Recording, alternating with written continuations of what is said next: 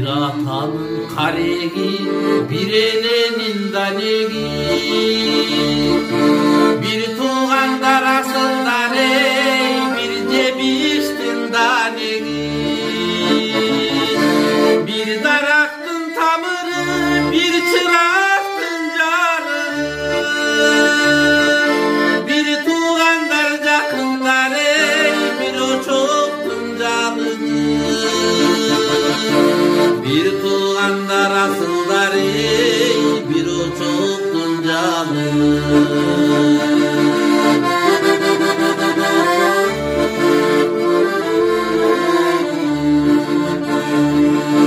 Bir ot tuttun uçkunu, bir gomuzdun kutkunu, bir tuğandar bir bordur ey, bir adırdın ışkını. Bir atanın karegi, bir elenin danegi,